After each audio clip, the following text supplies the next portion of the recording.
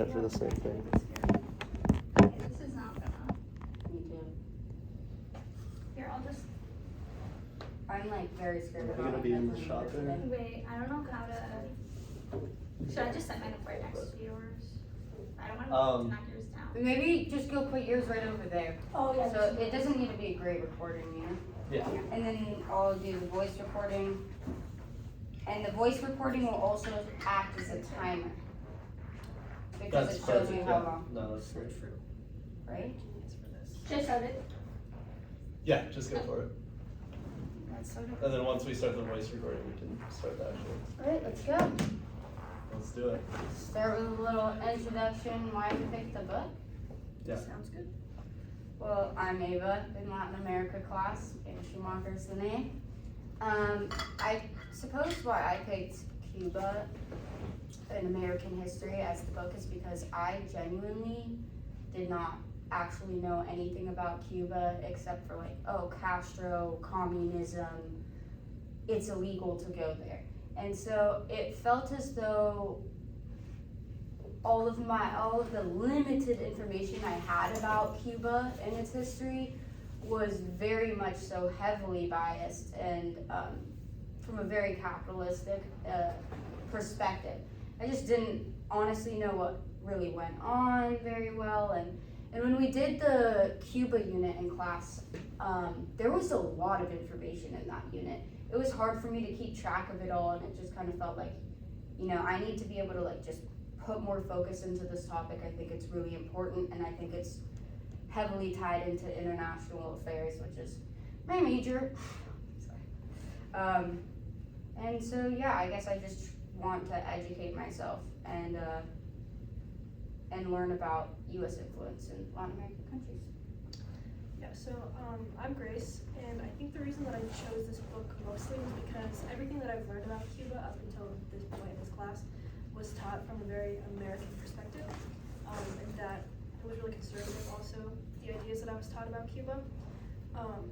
And so one thing that I think I really wanted to learn was from a different perspective, like really from the Cuban perspective.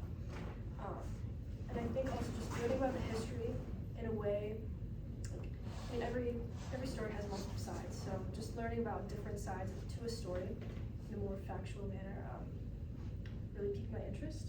And I also think that like learning about history through a personal lens as well as like actual history kind of makes the history more real and more understandable, especially for someone who was taught like all these, I guess, biased ideologies from like a conservative school system. So yeah, it's kind of just a reminder that people have always been people and that they will always be people. Because I think when we learn about history, you can really start to just like make history not feel real, but like people have always been people. So yeah. Did you go to a religious school? No, I was at a public high school, but it was just really, really small. Yeah, in state curriculum. Sorry. Yeah, you're fine. My name is Amaka, and I wanted to do this book because it focused more so on the history of Cuba. I know in class a lot we talked about Latin American history, and we talked about places like El Salvador, Chile, Honduras, and Cuba, but we didn't really focus on Cuba like you said, Ava. So I have a friend, he's Cuban, and he's one of the first generation Cubans, and he's native to Miami, and I really just wanted to read this book to like learn about the history of Cuba, because as far as it comes to when it comes to American education, I just knew that Cuba was communist. It was a red place and a lot of people were fleeing, and I really didn't know too much about Fidel Castro, but even so the book didn't really, it did focus on him, but it talked about like prior a lot of years before that about stuff that happened in Cuba, and I just really wanted to learn more about that. I'm Hallie, and I definitely had like a pretty liberal education. I'm from like the North Shore Chicago area, so you know, suburban, but also definitely pretty liberal. But at the same time, I hadn't really taken a class on Latin America, so I feel like I've heard about Cuba, but like from like a European or American lens, and not so much from the Cuban lens.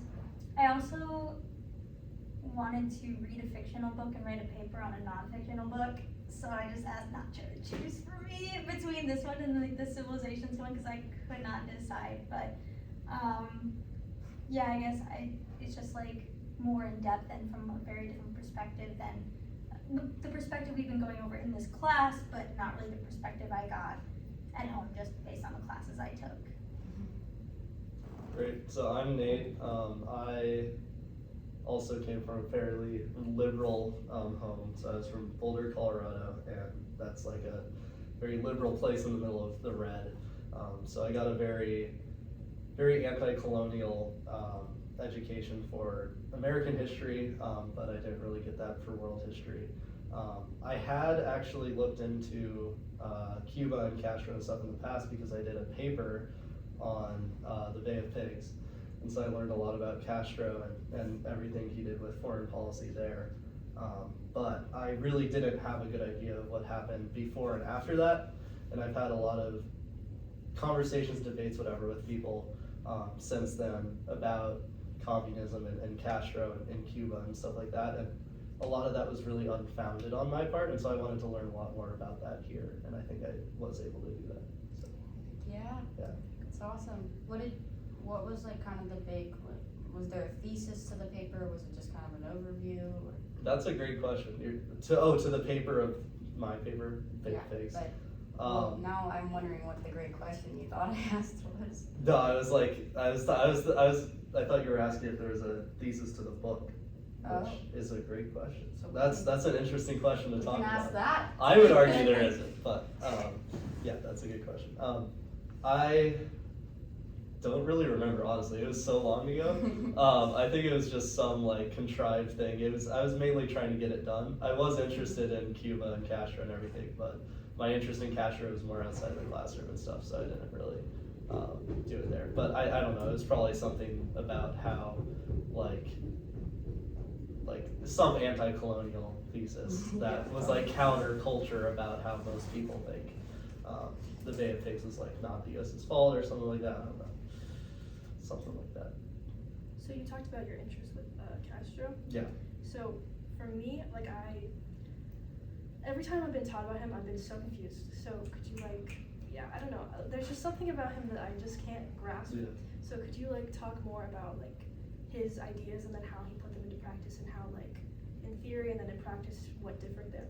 Yeah, I mean, we can all talk about that, but the book did highlight this really well, and it was something that I hadn't really picked up on before I read the book, and the book really, even if I did know some of it, the book expanded on it a lot. So there's definitely still debate, as was noted academically, about whether or not, or when the specific moment that Castro became a communist was, and that's a really big point of contention. But it's really interesting because I really resonated with a lot of Castro's early writings and what he was saying early on, and kind of the ideology and the movement behind the Bay of Pigs and the July 26th movement and everything like that. But like the stuff Castro did later after he had assumed power and after he had his interactions with the U.S. and that whole hegemonic colonial relationship, he definitely changed up, in my opinion at least. Maybe he always felt the way he did and his policies were a reflection of his actual beliefs, but the beliefs he expressed, I feel like, not the Bay of Pigs, but before he started enacting some of the more authoritarian measures and things like that, were kind of in opposition. They were a little bit of an antithesis to what he actually did. Yeah. So it's a good conversation to have about why that's the case, and I don't know, we can expand on that. You mentioning the earlier readings kind of remind me of back when we were in the Cuba week, the 2 speeches by Fidel Castro, and I remember the second speech was that July 26th, was Right. it the 26th movie? Yeah, 26. And yeah, I remember reading those 2 speeches, and to me he just came off as really persuasive, appealing, a man of the people. He really made it clear that he was a vehicle to the community instead of the community being a vehicle for him. Yes. And that's how he spoke, and I don't know if I think that is fully reflective of the way he ended up doing everything, especially as time went on and probably he got more and more paranoid with all the assassination times. How many was it? Like 800? 86 or something, I believe, around there in It's the nuts. 80s. Yeah, it was Yeah. very funny. Nuts. But yeah, and I thought it was really interesting how much he appealed to emotion, because I know that wasn't necessarily a common thing. I know that, you know, the machismo culture we've kind of learned about in some Latin American countries. It was just really interesting to hear that and, you know, hear how he kind of voiced what the people were thinking and so. And I think, I mean, looking at history, we can kind of look at like what happened and say like, oh, why would these people like fall for like playing into his emotions so easily? But then you also think like there are times where people appeal to my emotions and I will fall for it like so quickly. So you kind of have to put yourself in like the shoes of people that were living then. Yeah. And that, He also said, I mean, that condemn me, it does not matter, history will absolve me. I feel like that's also kind of relevant to like when he became a dictator. Like, I don't know if that's what he thought. Like for me, I know that this book highlighted his transition from like pro-democracy to like socialist, but to me, I feel like everybody today, at least the way I was raised and like whenever Castro is mentioned, it's like he's a corrupt despot. But how did he get from this like inspirational leader to that point? And like, I don't know if it was like always within him or if like power kind of like changed him a bit. Corrupted, For yeah. me, like that was a question I feel like the book didn't really answer. Like, I kind of feel like it was, the driving force was like Cuban independence. Like he really, really wanted to be independent from the United States because the United States were, you know, supposedly the Platt Amendment was supposed to free Cuba, and they were like, oh, once Cuba becomes pacified, and he was trying to convince the US that they are a calm people, we are a pacified people, and that he was doing all these things. He even had trials and executed people, and I don't know, I feel like that kind of was like the turning point to become a dictator. But one of the strongest motives for me, I feel like, was Cuban independence, and it wasn't really attained until like, I'm not sure if Cuban independence was really attained since the US kind of still owns Cuba. But I think that was a motive because at the time, I think before him was Batista, and they were under, and he was controlled by the US. So I think that was kind of why people loved him so much, and there was so much emotion attached to that. But even, you know, towards the end of his reign, people were like down with Castro and things like that. Yeah, I think it's very understandable why people were swept up in the movement. And I mean, his approval rating, like the book notes, is like, it was like 93% post-revolution, and even for a good period of time, there was this immense support of the government and of the revolution. I think going back to like Castro and like the way he felt about things and like as a person who Castro was, I think that initial movement for the people, like you were saying, Ava, it was very for the people. It's everything is about the people. I'm a vehicle for the people. My job is simply to come to power, to overthrow the current establishment and make it an establishment for the people and by the people. And that was his goal. But I think once he was met with such fierce opposition by the U.S., like you were saying, and the rest of you as well, that is really what, like at some point, maybe it changed his mind, maybe he was doing this whole like conspiratorial thing of hiding it or whatever, and he was like duping the people. I don't really believe that, but I can understand the perspectives behind that, of him kind of using the people to take power. But I think Castro early revolution was a very different Castro from him post Bay of Pigs, post all these invasions and coup attempts and whatnot. And so I think that specific US influence is what shifted his identity to being more of, instead of needing to protect the people, I now need to protect the revolution in the name of the people.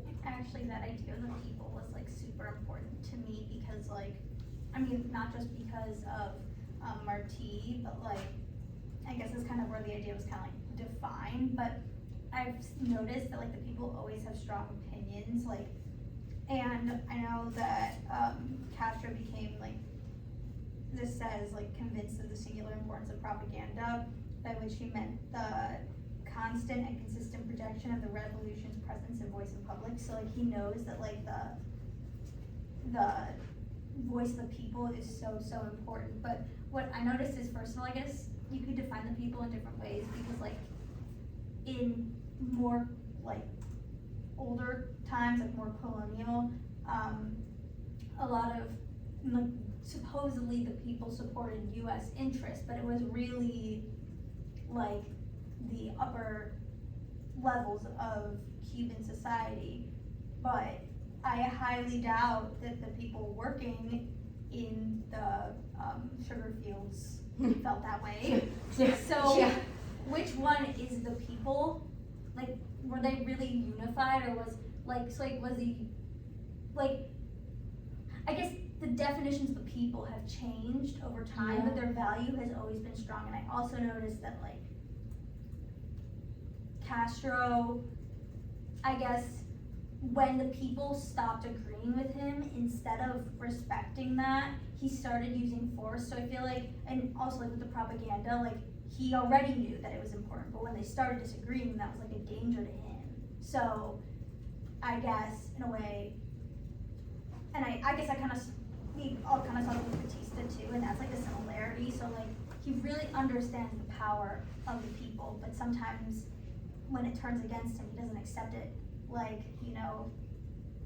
people should. Instead, he kind of changes it. So I guess the definitions of the people and their opinions themselves really change the way Cuban history flows. Yeah, so it sounds like kind of like, if I'm taking what you two were saying and try to condense it a little bit, like definition of the people sort of before Castro was more so just these higher up people, higher in the society, higher in the hierarchy. And perhaps, like initially it seemed like Castro, from my point of view, seemed like he was trying to, bring up more of the working class, and he was trying to broaden that idea and give more representation to those people. But then when people started disagreeing with them, because they initially agreed with him, probably because they had the same feelings, even if they didn't necessarily agree with his solutions, to have your feelings validated like that after a whole history of being like suppressed, it completely makes sense that you then be like, yes, yes, yes. And then they realize, wait a second, the passion, the heat of the feelings is gone. What is this guy doing? Also, he was doing wild stuff all of a sudden. And this is a really bad explanation, but No, I was like choppy, so. Yeah, I mean, again, like Castro, when he was a revolutionary and when he was getting the people on his side, it was more, the goal was to overthrow the dictatorship, to overthrow capitalism, to overthrow the establishment, the government, whatnot. People really weren't, or at least this is what was expressed in a way in the book, at least in my mind, was that people were not thinking about the long-term effects or the governmental policies that would need to take place after that. Castro was, like you said, he was very emotional with his speeches. He moved people, truly. He got very large audiences. He would speak passionately. They've said multiple times throughout the book, the author would talk about how many pages his speeches were, because I believe at one of his ceremonies he spoke like 58 pages or something without any pages in front of him to read from. So things like that.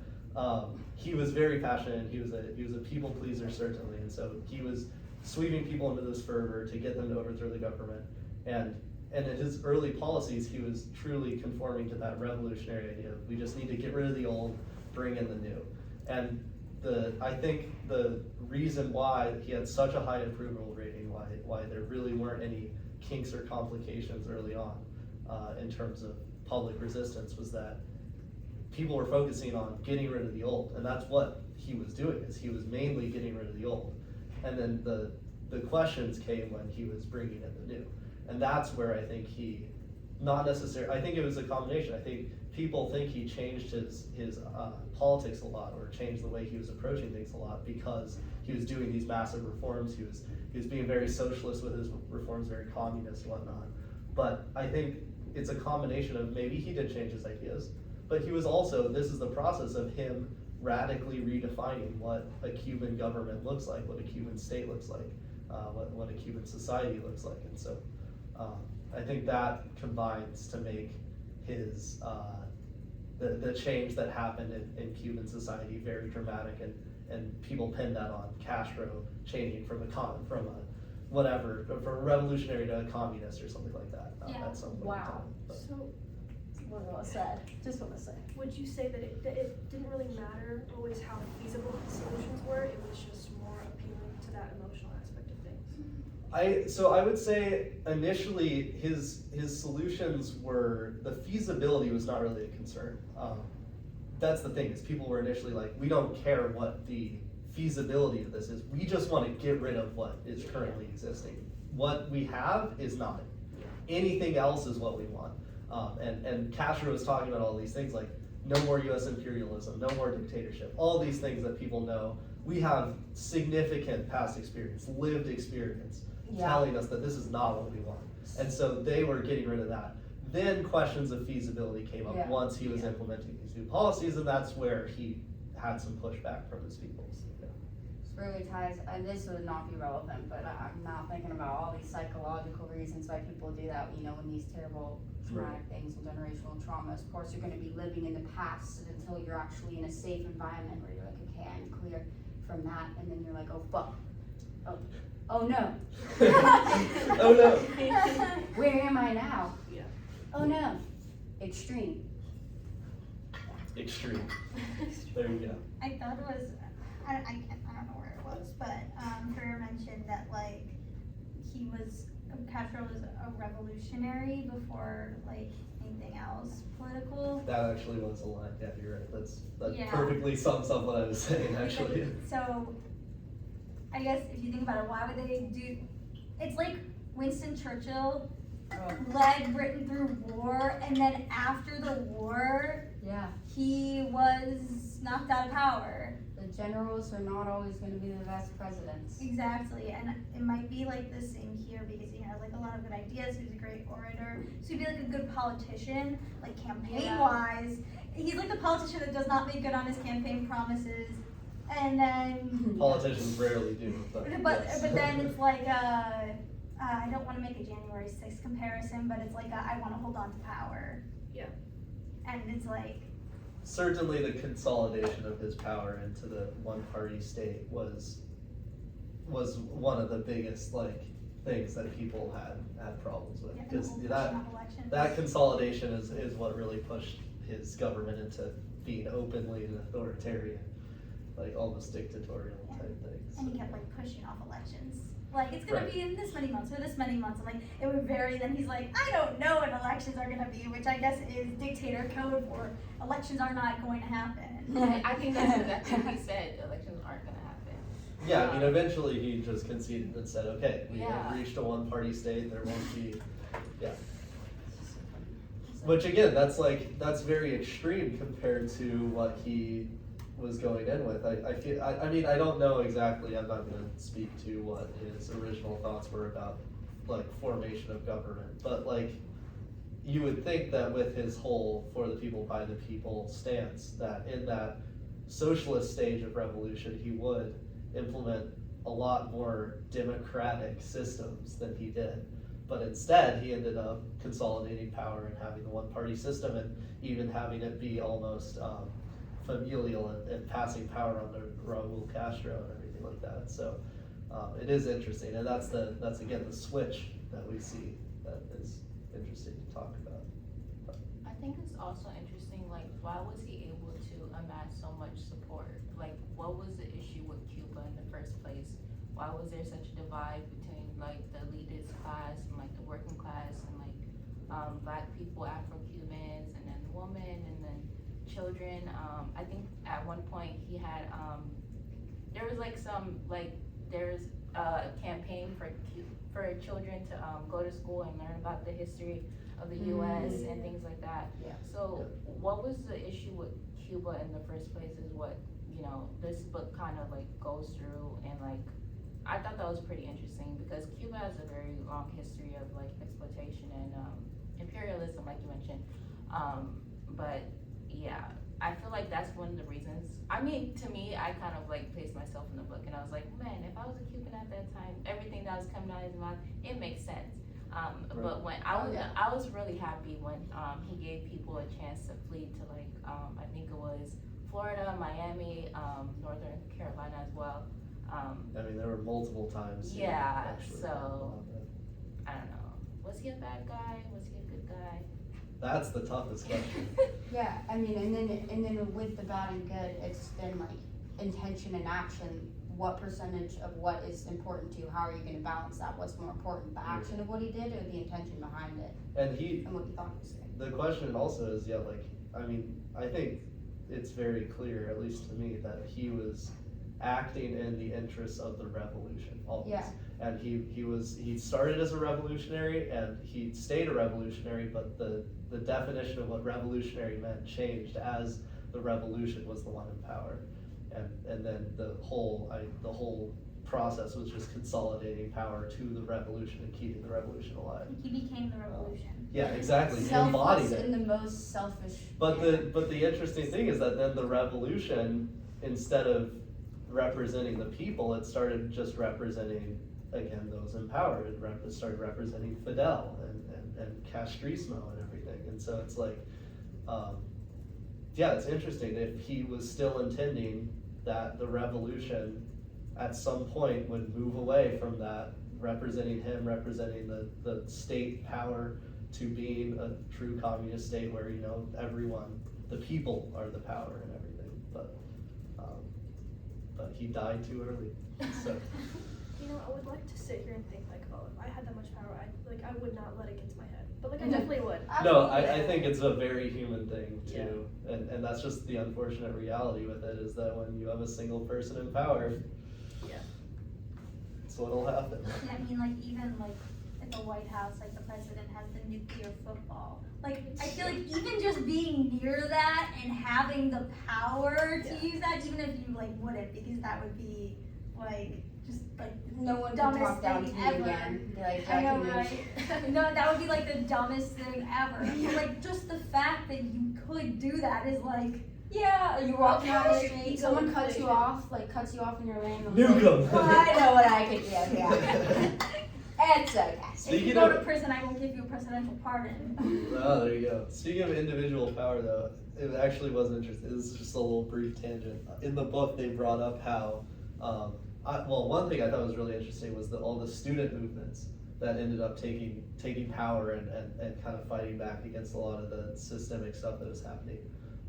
But one time, the student government, when they overthrew and put someone, this was the whatever revolution, I can't remember all the dates and everything, but before Batista assumed power, the system that was overthrown to get the U.S. out and everything and put people in power was the student group did that, and they initially created a like oligarchical system where there was a group of people that were assuming power, and that was really interesting to me. But the book was basically just like, yeah, they had a group that took power and then it dissolved and didn't work out, and that was like a half paragraph in the book.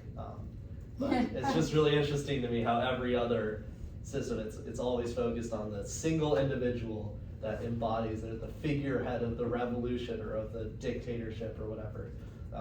And whenever like oligarchies or whatnot get tried, they always just kind of dissolve and just don't work out. But they also, I feel like, would balance out the power, so it's interesting. I feel like young people Yeah. always have like a big role in stuff like this. Like, Right. you see Berkeley during the counterculture Oh, yeah. Oh, totally. thing. Yeah. Like, so like the Berlin Wall, wasn't that like a lot of young people too? Oh yeah, And like, my dad was there. Oh, really? Yeah, that's he cool. went to go party. To go party at the Berlin Wall. Yeah, there's like, oh wait, who was it that played, really famous bands played, like, I don't know. Interesting. Where is he from? Is he from America or is he from? he's from the US, but his dad's from Germany, actually. Oh, so I guess partying makes sense. Flew out there with some friends to party at Yeah, the Berlin well- Wall. That I know of. Actually, I have no clue what, I guess I wasn't Jewish, so I don't know what the ancestors were like, but, my dad wasn't a Nazi, which is good. That's good. I am also part German, but I am Jewish, so you know when people talk about their family history, this happened once. They were like, "Oh, this person came here for a better life." I'm like, literally, like everybody in my family came here fleeing persecution, even if it's in different points in time. was still fleeing persecution. Like, Better life or just basic life? Yeah. the not basic- better life Survival. though. Like Not literal better just life. like, yeah. Like, my family in Germany was successful and they came here with nothing. Mm-hmm. Like, they definitely, well, I don't know, they probably were not that, my mom's side probably was not wealthy, and I don't think they were, but still, it took like generations to get to where I am right now at WashU. Like, that took a while, I guess, to like, I don't know, it's just, yeah, talking about my family history is interesting, because when you're Jewish, it's like, There's a whole lot. yeah, it's Whole lot like there. intergenerationally traumatic stories that a lot of people don't have necessarily. A lot of different places, like really everywhere. Just decided, I don't know what the problem was, but I like that you brought up immigration here. You know what that made me Let's talk think about of? immigration. Part 2 of the book. Mm.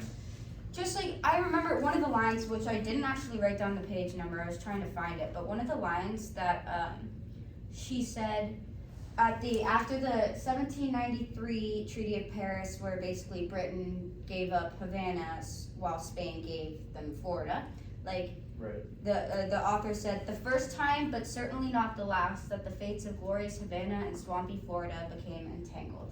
So I remember you were talking about Florida a bit earlier, about your Cuban friend who lives in Florida, and I don't know, I think it would be really interesting to kind of talk about, it makes sense that, you know, like that first sort of tie, it was like this sort of switch off. They are very close together, and I think that just really started the story, and one of the stories that you could probably just kind of pull out of this book from through it is just like of this, you know, sort of Cuba and Florida relation. Does anyone like okay, I'm Californian, we're anti-Floridian, so like if anyone knows anything about Florida. I mean, I've been there.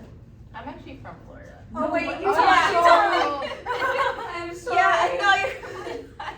I didn't know you were anti-Florida, but No, I'm not. So I'm from Fort Lauderdale. I'm not from Miami. I do know that there's a lot of Spanish people in Miami, Florida, and I didn't know there was like such a huge population of Cuban people. And this book just helped to further explain that in the immigration of it all. But as for Cuba, I think it's pretty interesting that the trade-off between Florida and Havana with Spain. I don't know. I just kind of feel like that the interplay between those two kind of just help push for like Cuban independence, because at one point Cubans wanted the U.S. to own Cuba, right? But then at one point, Multiple times. yeah, and then finally U.S. owns Cuba, and then Cubans are like, no, we want our independence, we want freedom. I'm not against it in any way, shape, or form. People But change. Yeah, people change Well, their minds. Again, it was the ruling class that Yeah, tried it was to want the U.S. the rich to people. take power. Yeah. So. Important the poor people, but I don't know. There's definitely there's more opportunities in Miami, Florida than probably you can find in Cuba at the moment. It's also distance, right? Like, they're so close. But that also meant, like, with the Cuban Missile Crisis, that definitely exacerbated a little bit, and, like, made the relations more important. But, like, also, isn't Pitbull Cuban? Yeah.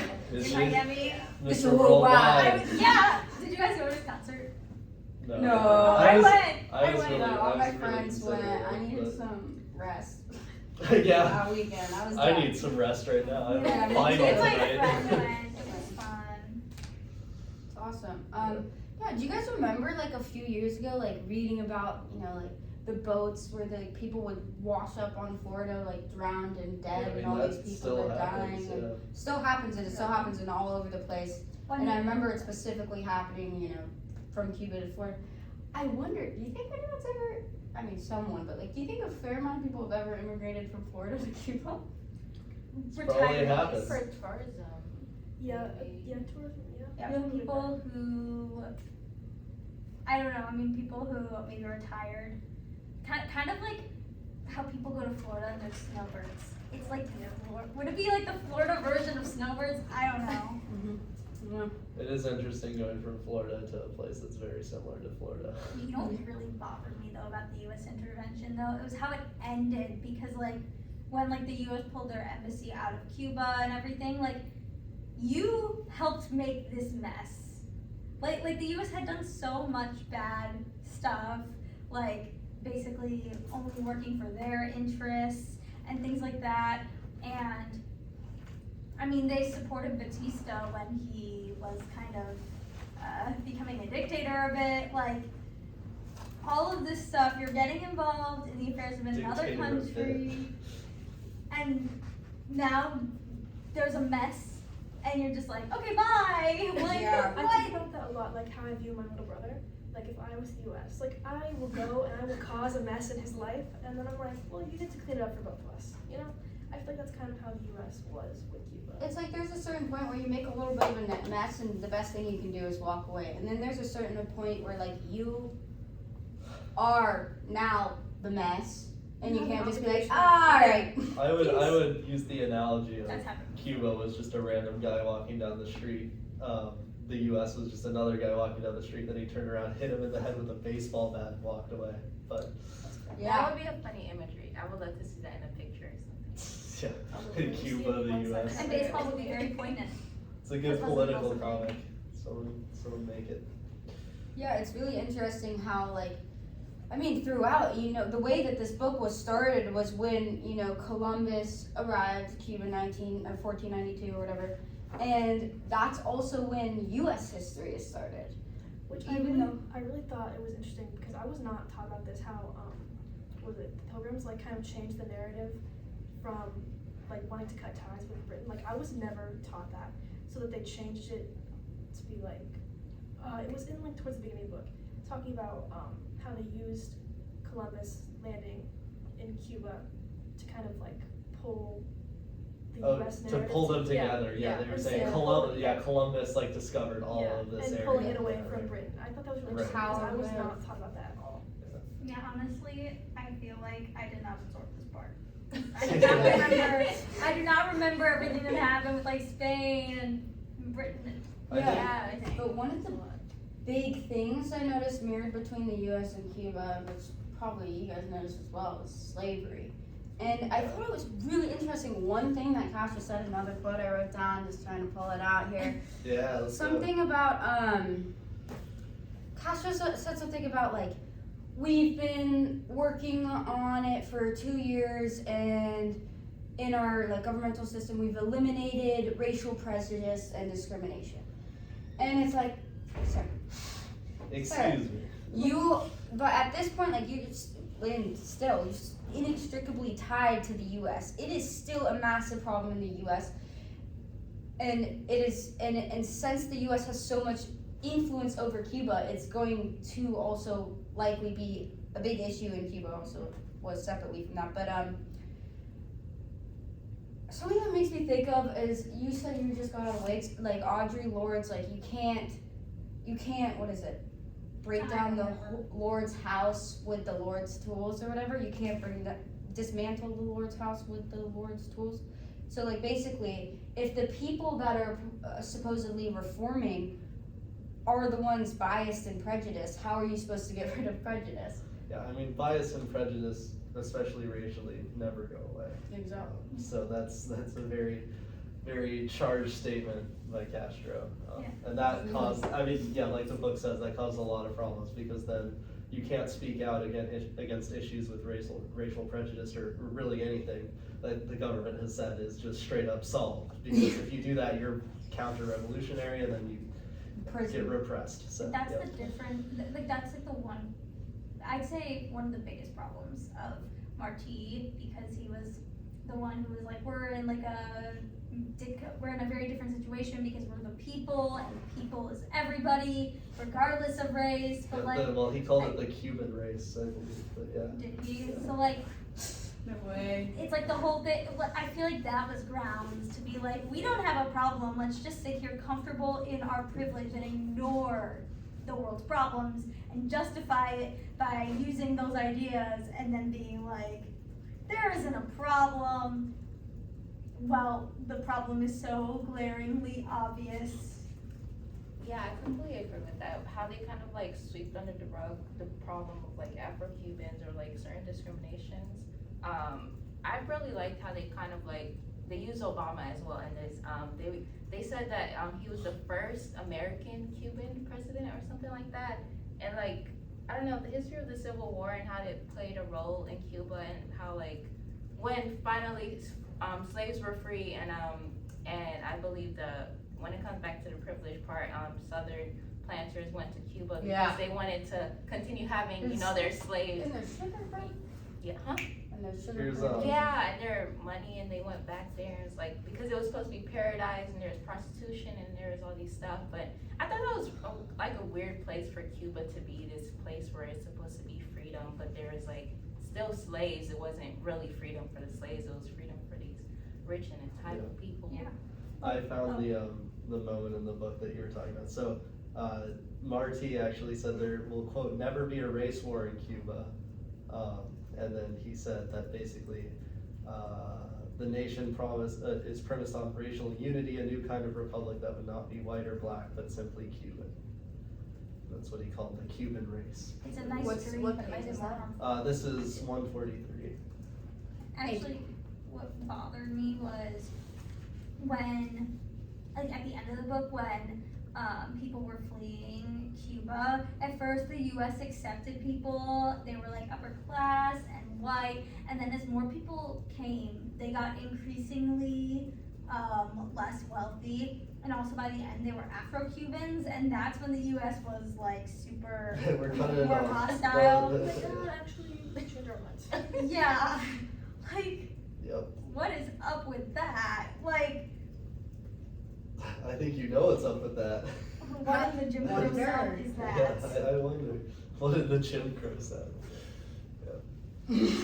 What in the systemic racism is that? If I could briefly move away from the slavery and racism, if you guys have more to talk about, we can talk about it. But I just wanted to comment on how I really appreciated that the book focuses, or Farrer, however you say her name, focuses a lot on people. And that's what she says at the beginning of the book, is she's focusing on people's experiences and what people, like individual people, the people that were experiencing all these different things that were happening throughout history, what their perspectives were on all these different large scale events. And at the beginning of the book especially, I think she did that amazingly. She would bring up these random characters that are actual people, and it felt like reading a story, but you're actually reading the history of this person that was living in the time of like the 1800s or whatever, living through slavery and racism and everything. And towards the end of the book, actually, the way she closes the book, I think is really great, because she's talking about the statues created by, or sculptures, whatever it is, created by this one guy. And she's talking about how, like, if their eyes could see, or if they could retell their stories of these random people that he carved. And I think that really tied it back. It was really cool how she did that. But I think once she got to like the Castro era and Batista, and she was going through these big movements, she briefly touched on how like people reacted to like Castro's revolution and stuff like that. And I did like how she touched on the student movements. That was really good that she focused on that. But I think it kind of dropped off in terms of the like people on the ground, the Afro-Cubans and the working class, that she would like bring up individual characters of. She still did that, but it was more sparse. Yeah, and I think that's where I was like having my struggles with understanding what was going on. Right. Because when I Yeah. was like, my background from this is like very minimal, so having it from like a person, like I said earlier, just realizing that as a person, like I could be like, not the, like theoretically in theory, I could be that person. Right, I could exactly, be on yeah. this, whatever, like I'm out on the sea, or I'm like, I'm in a fort looking and I see like these vessels coming, like I could be that person. And so then I think once you get into like, you know, where it's not so through the lens of a person, I kind of like what's going on, like this is so big. Yeah. But I really enjoyed how she like broke it down into personal experiences. That really helped me like connect Really it. helps, yeah. Yeah. And it also, the very narrative approach, I think, to a lot of this makes the the numbers and the more history style, like statistics, far more impactful. So like, actually, I had a great example, if I can find it again. I think I titled it "Horrifying Race War Statistics," because I was just reading through it. It's like, yeah, you're reading this narrative of kind of the race war that's happening, and then they stop and they're just like, yeah, this, like, hundreds of people died, and you have kind of that. Normally these statistics like really don't make you feel anything, like you don't sense the scale of statistics when it's just like hundreds of thousands of people died in this war. It's like, okay, well, I don't know what that means. I don't know who these people are. I don't know what the backgrounds are. But once you dive into a character and you're like, okay, I associate with this character, then they pull back out and they're like, okay, they were a part of this war. This war killed thousands of innocent people. That statistic feels a lot more grounded in reality, I guess. Oh, yeah. So A very strong way to really just like Right, communicate the sort of impact. I found it. Let's see. So this is the Estinaz rebellion. What page? This is 213. So it was one of the slave revolts. Well, not slave revolts. It was it a slave revolt? Negro Rebellion? Yeah, it might have just been a.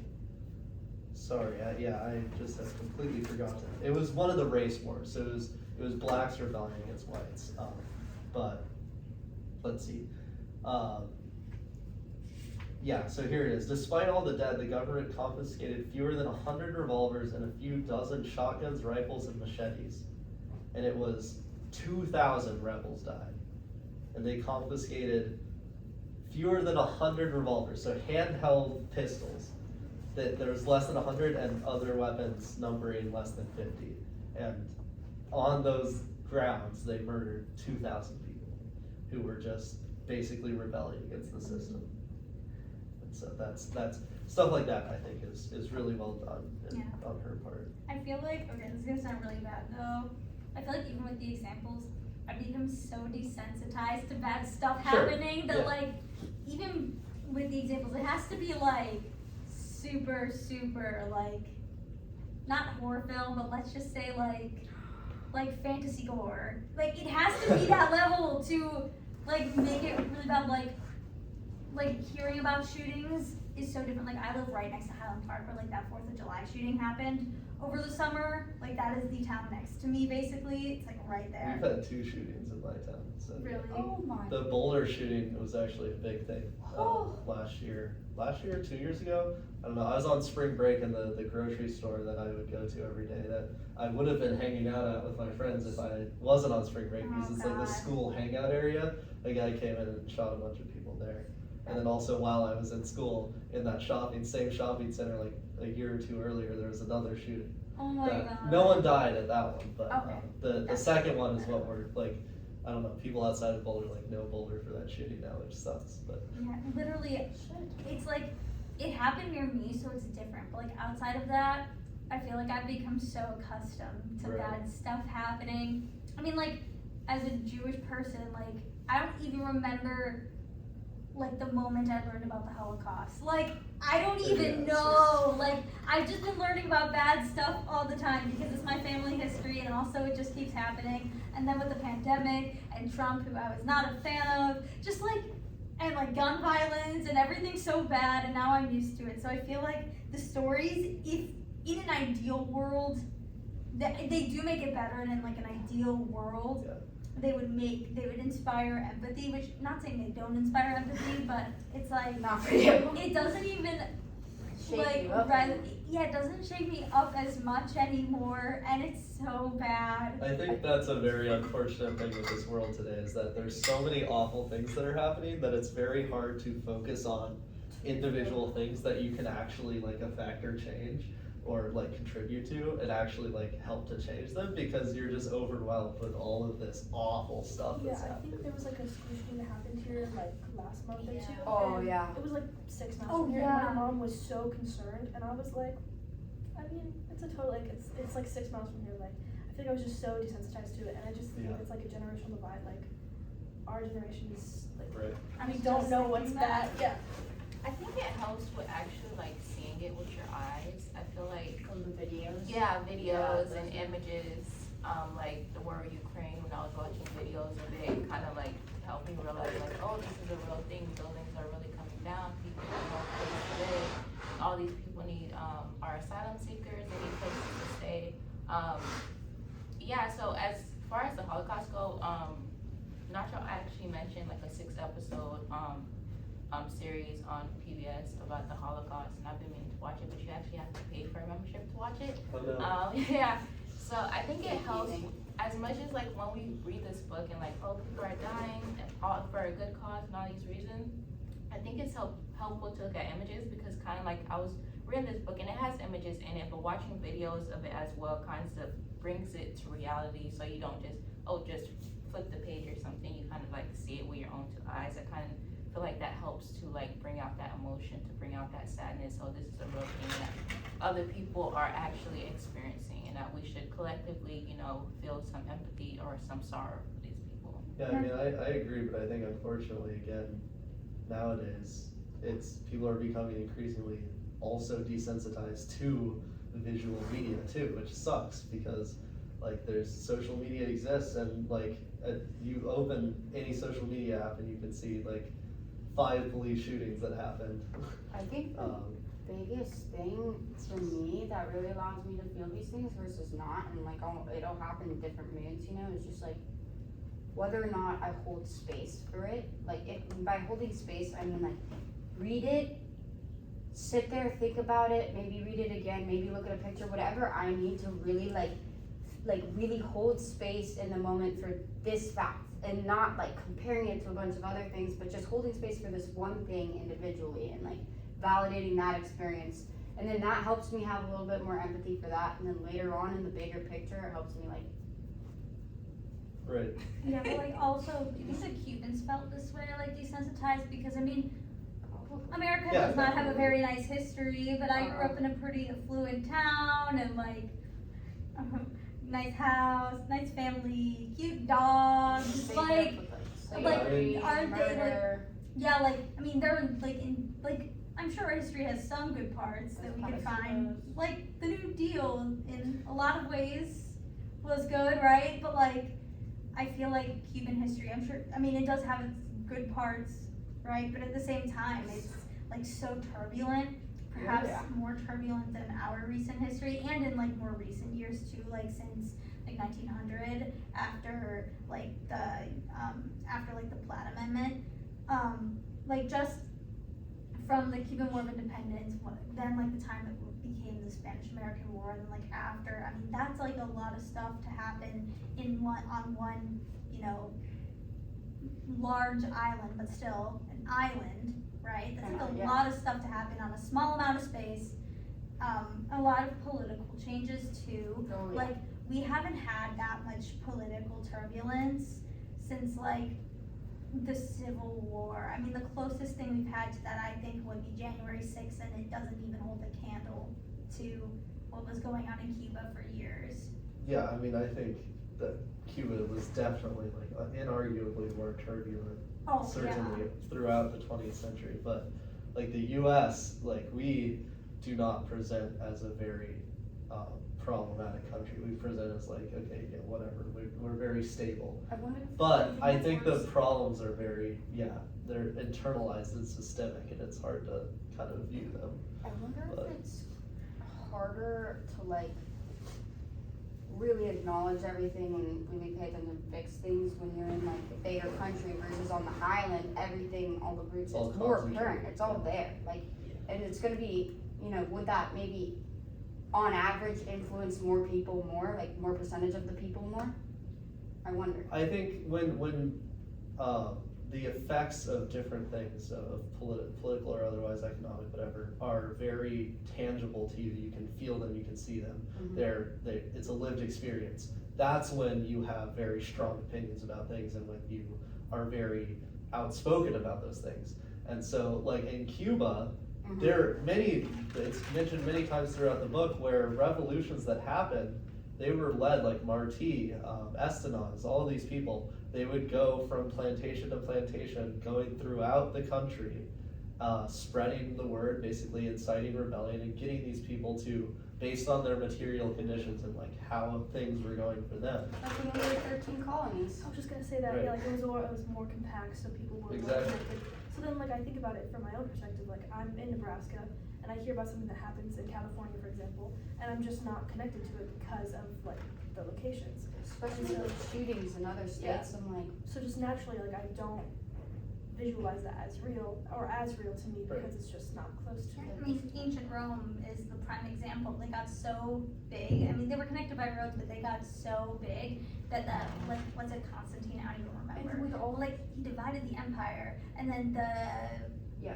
East road, or wait, the East became Byzantium. The West, I think, fell.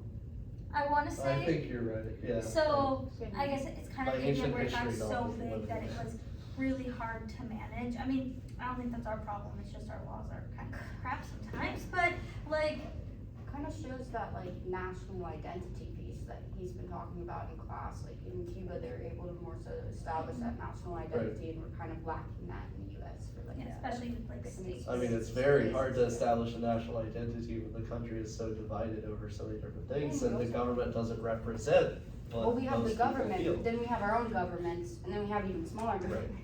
You know? Yeah, I think it That also makes it depends on like the state and the person, because I feel like somebody from Texas who's like a Republican would be like, I'm from Texas, but I'm like, yeah, I'm from Illinois, but like I'm from the United States, and also Chicago and like Southern Illinois are very different animals here. Like, Yeah. Very different animals. yeah, like literally the reason Illinois is a blue state is like the Chicago metropolitan area. That is the reason. The South is just red. I'm gonna run to the bathroom, I'm sorry, Okay. I don't know, Go next for it. meeting. Okay, so, I mean, anyone got any different topics to discuss, cause I feel like that's a good Still like moment 15, to- 20 more minutes. Okay. Yeah, like 20, I think we started what, like. Oh, the other small tangential thing I wanted to mention was the, charity of, or, what's it called, the Virgin of Charity, there we go, Oh, from yeah. the Cobre, El Cobre. That was a really interesting thing, cause it got brought up multiple times throughout the book. She would keep coming back to that as kind of like a symbol for the Yeah. people and everything. And that's again, that's like that kind of storytelling element Yeah. of that narrative, tying things back, using the metaphors, things like that. That's what keeps readers engaged It wasn't in a even book. true. It wasn't a white guy. It wasn't three Oh, people yeah, it was with different whitewashed, races. yeah. Right, Yeah. it did get whitewashed, yeah.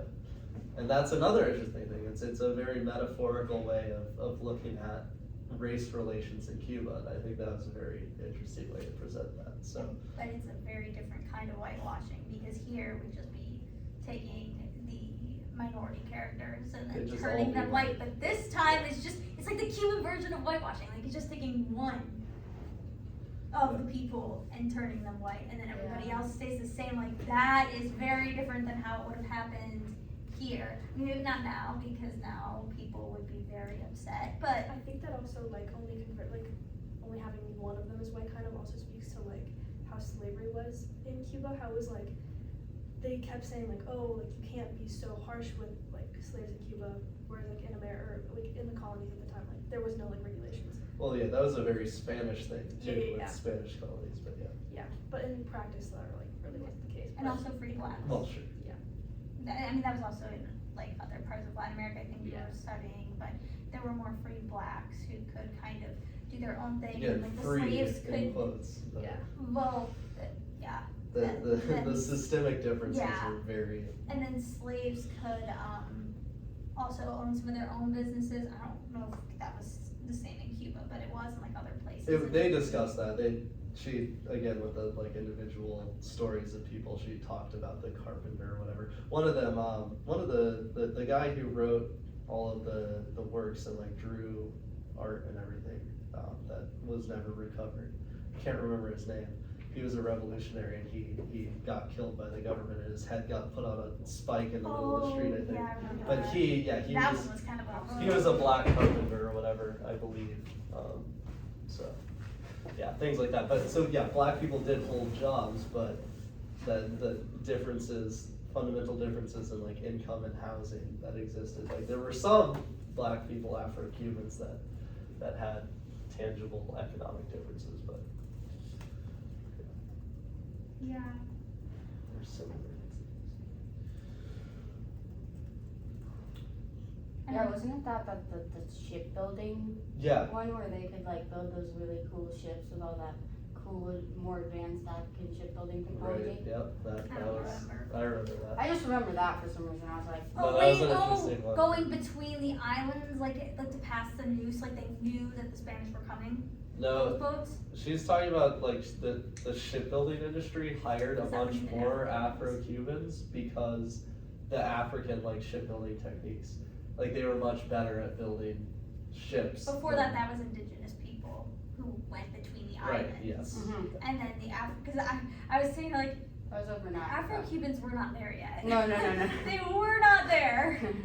Yeah, But they it- just swam over from Africa, you know. Going back to the whole nationality piece and everyone being connected, whether that's because it's a small island or whatever, we don't need to dive too deep into that. The Constitutional Convention was really interesting to me, or the first one post-Grau, because it was like broadcasted by radio, and Cuba has the highest rate of radio ownership in Latin America. That's what it said, or one of the highest, maybe it said. But it was really interesting to me, yeah, how they were putting up radio or speakers in the middle of town centers in the middle of nowhere in Cuba and broadcasting the Constitutional Convention for people to listen to. But like, yeah, even then they were having debates about whether or not like racism or segregationism policy should be put into law. So that's another point of where there was still that regression present, which they did eventually get some vague anti-racism, anti-segregationism stuff passed, but Cuba's so political.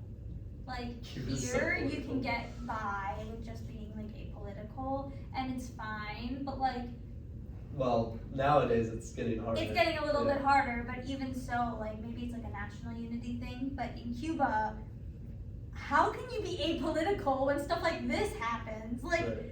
Well, yeah, this it's in any revolutionary they country. seem more civically involved. Like even just broadcasting, Right. like the constitutional like convention results, like the overviews. Like here, I mean, there were like trials going on like last year and like years before, and like yeah, sure we saw clips, but probably a lot of people saw more of the Johnny Depp and Amber Heard trial than the January That's 6th trial, ironic, yes, which that's I think I true. watched some of the January 6th stuff. What is it, A little like bit. Saw a lot of 33%? the, B. 35%. Or 33% of Americans can name at least one Supreme Court justice. Like I asked one of my Wow. schoolmates, and she could not name a single one, and I was like, You know, what first came to my mind is Ruth Bader Ginsburg. And yeah, that was my that's I really was like, sad. one of my schoolmates was like, Janet. I was Janet. like, what do you mean? She's like, oh, Janet Jackson. Yellen? Oh. She was like, Jackson. And I was like, okay. Janet Jackson. I'm like, Sonia Sotomayor literally came here last year. I mean, we Yeah. weren't here, but Yeah. we all got sent her book. It just, and even like when I went home for Thanksgiving, I asked my family, and they were like, I don't know, like, so you have all of these like, oh, like, I support Trump because of this, but you cannot even name a I single mean, Supreme Court Brett justice. Kavanaugh. Exactly. Yeah, At least well, name that's- someone that supports Name your the crazy ideologies. ones. Yeah. Amy Coney Barrett. Not to get political or anything, but just come on. yeah, shit. Calm down. For the last 12, When talking about Cuba, it's hard to be. Yeah, and then you But talk here, about- it's a little easier. for the last like 12 minutes or so, maybe, Yeah. if it's cool with you guys, maybe we could just tie in some of this book to like more recent history even. I have an article. Okay, go. Yeah. Speak your. Come prepared. Talk your talk. Go ahead. I was just reading about there were these mass protests in Cuba in July of 2021. This is the New York Times. I'm gonna text that to you guys if you want to look at it. Okay. I didn't deeply read into it, but and it kind of was just, it was really interesting because this was based on the economic crisis going on in Cuba, and then when kind of like asked why, the president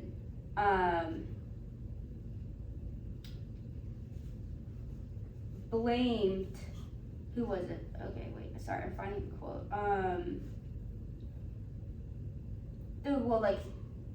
Different people in the U.S. political were like kind of criticizing Cuba and being like, you're being bad to your people, blah, blah, blah, blah, blah. Like, you need to release a bunch of people were thrown in jail or like exiled. So they're like, you need to release them. This is not against like human rights, basically. But then the Cuban government is accusing the United States of instigating the entire protest.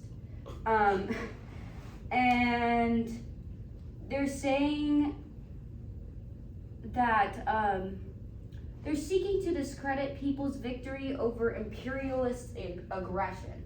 So basically, like they're like saying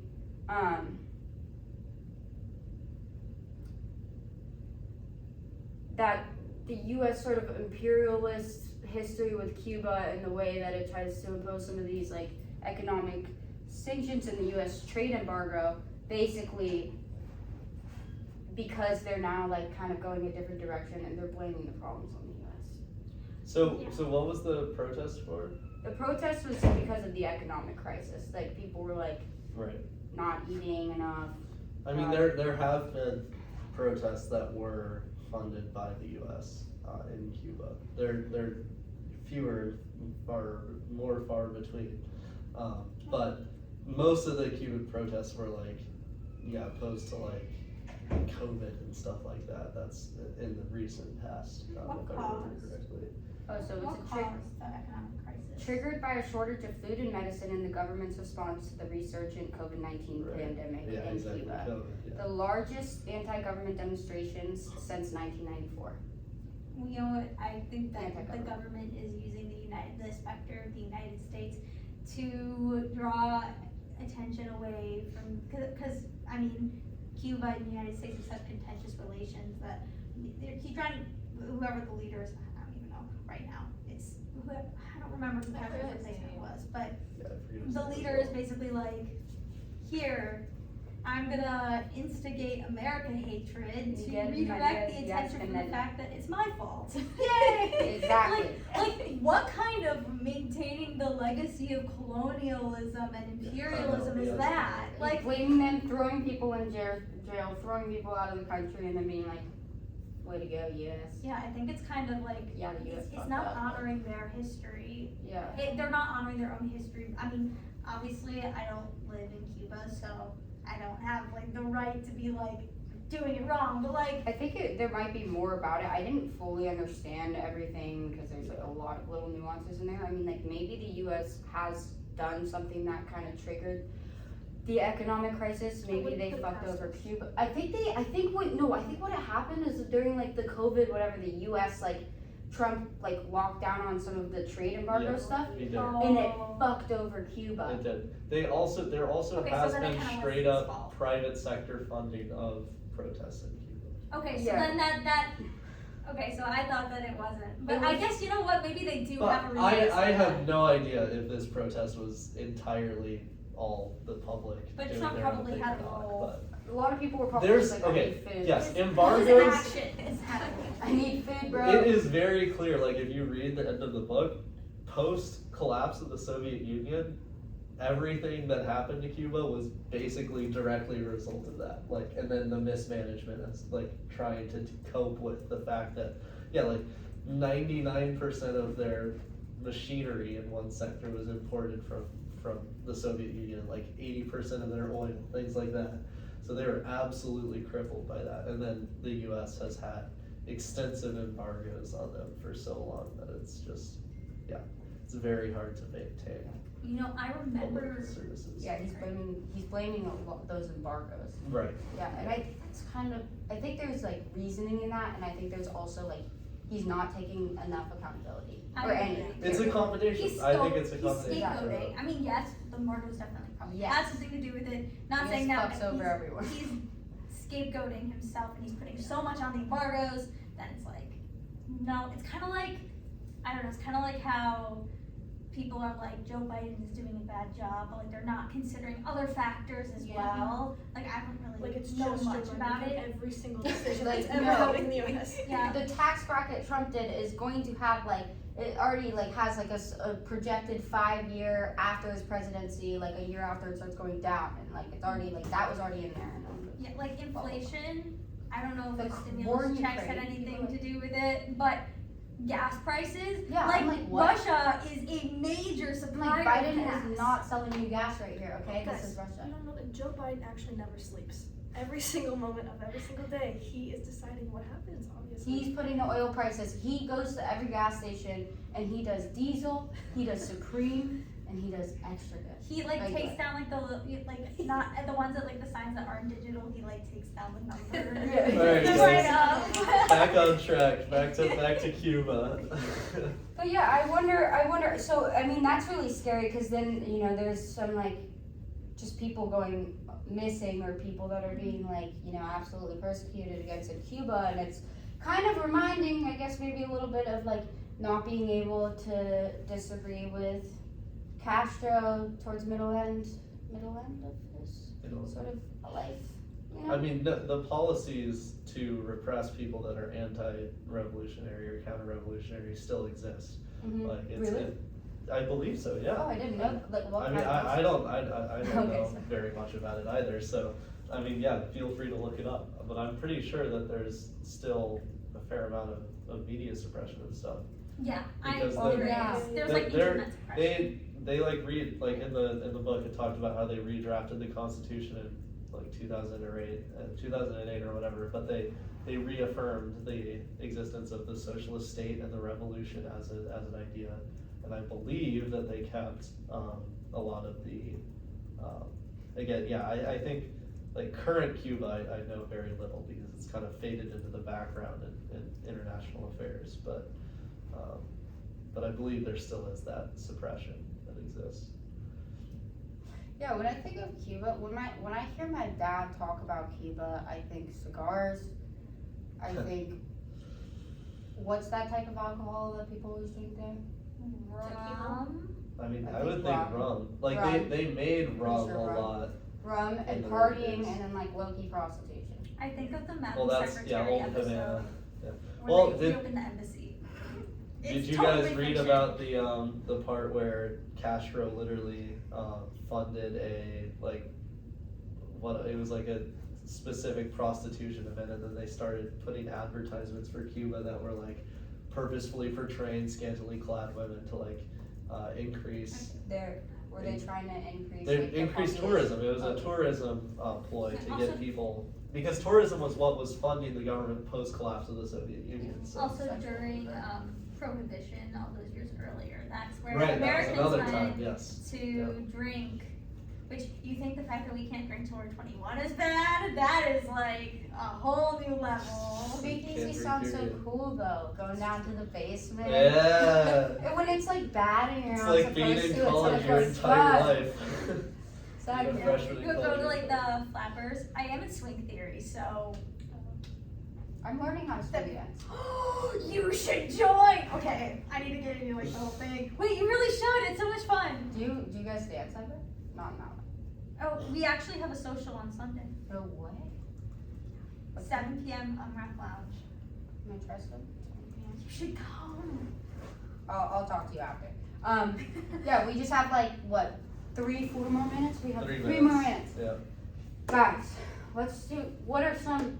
Each person, one of the biggest takeaways or things you might not have thought about very much, or a new perspective you gained from the conversation. Don't all speak at once. I don't know mine, so I need to think Mine will about that. definitely be all the stuff you kind of said about Castro. Like similarly, I mean, like I remember I went to go read the 2 speeches and I went and reread them. And like reading them, I was like, this guy sounds so cool. But then I read the name Fidel Castro and I'm like, you know, like immediately no. So I guess it was just I really understood a lot better that sort of transition from like Right. where he kind of was, although neither was very, we don't know exactly what was going on in his mind and stuff, but where he kind of was and why, a shift might have happened and like how that resulted. I thought that was really valuable for me to understand. I think for me, I learned the most about like the beginnings of Cuba and like the relations and how everything, like how Spain and like every like group or country that came to this land and like was trying to pull them in one direction, how like they influenced what is even there like still today. And I think that it's really cool that like, well, I guess not so cool. In some ways it's cool, but in other ways it's not so cool that like they left their mark on the people there. When it comes to the topic of colonialism and imperialism, I have to understand that there is a dark history.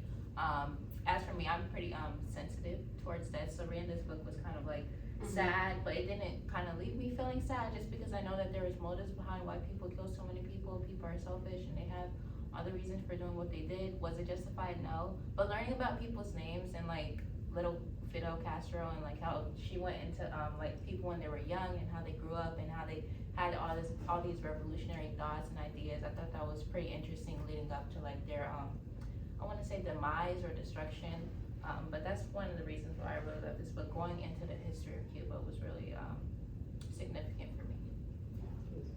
I feel like the big thing is like the Spanish-American War, and then like the fact that Cuba's struggle for independence had been going on for so much longer before that is kind of an afterthought. So I liked how that was emphasized here. I also think that like, I know that at first Fidel Castro was like portrayed as like a kind of like the golden boy of revolutions, I guess, but like that after he kind of became a dictator, I feel like now people look back and they're like, he's a dictator, like he sucked. But I feel like we kind of forget what came before that and like the idealism he had and like everything that he stood for. Which you don't have to agree with everything, but he was, I don't want to say he was like a good guy because like I didn't know him, but like he was a pretty decent human being until everything went to hell. So Yeah. I feel like it was interesting to hear about like that part too. It's like the whole picture of Castro and not just who he wound up as. And also just like the lesson that like, you know, people can seem one way and end up another way. Power can change people a lot, and it's important to recognize that instead of like just trying to run away from a bad situation. Think about where you're running to, lest you run into a worse one. Wise words. Yeah. Okay, yeah, I mean, I think I agree with you on the whole Castro thing. I learned a lot more about kind of Castro's perspective, and my like opinions of him and his politics have changed as a result of the book, and I think was very useful. And then also hearing about all the other revolutionaries like Martí and everyone else was also really interesting and helpful. So their perspectives were really cool. Thanks, guys. Thanks. Great Good though. stuff, everyone. Wow. We did it. All End right. of the semester. Not yet. Not quite. Final in like an hour. Technically, I could go home, but I'm not. I decided to